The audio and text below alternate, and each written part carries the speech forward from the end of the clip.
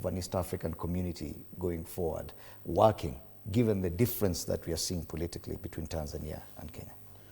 Well, I believe in the school of being optimistic, in the sense that this is just one leader out of 6 leaders who have led Tanzania, who seems to be reluctant about integration of East Africa and improvement of intra-Africa trade, including some of the issues like onions that we've been getting from Tanzania.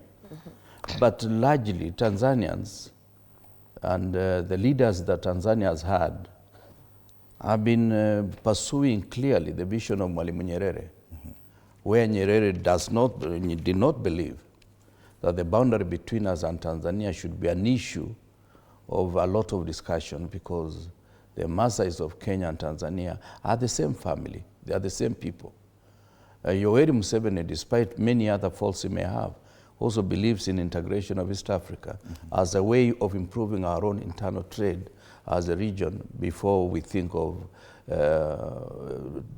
trading with other blocs. But the main problem in Tanzania and the main problem with Suluhu is more personal to her. And the one of Tanzania is the fact that Zanzibar behaves like a single individual, not in any marriage, when it is convenient, because they do their budget. All the ports and other infrastructural facilities belong to Zanzibar at the exclusion of the rest of the mainland.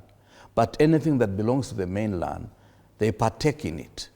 This therefore means that there is some kind of parasitic relationship between Zanzibar and Tanganyika.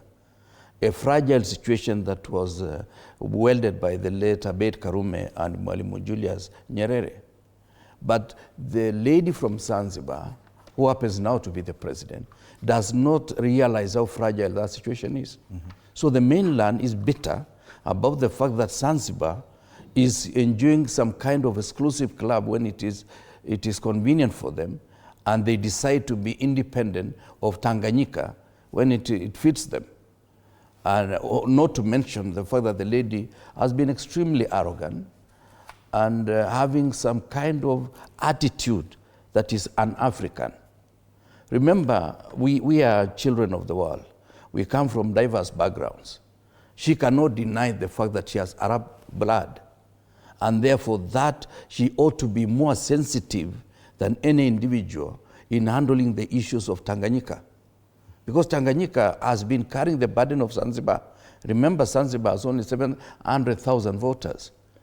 The rest of Tanganyika has millions of voters in the excess of 30.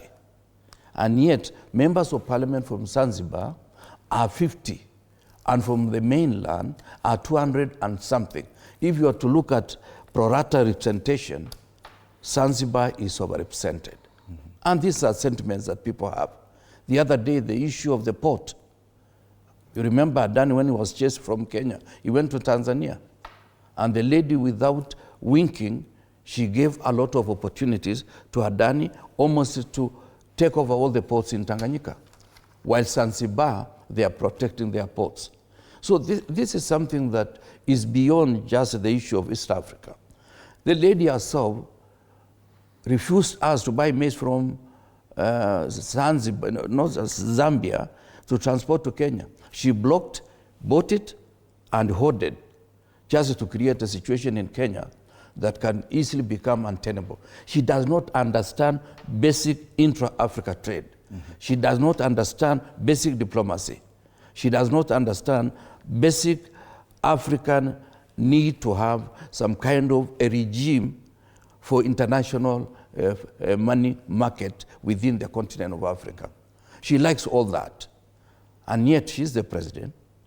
And of course, presidents, they arrogate themselves the responsibility of saying they are the most educated, even when we know they have not gone to school so well insofar as leadership is concerned. This is the challenge we have about Tanzania. Yes, that level of repression we are seeing in Tanzania is unprecedented. We've not seen that probably in the last 30 years in Kenya. With this imbalance in as far as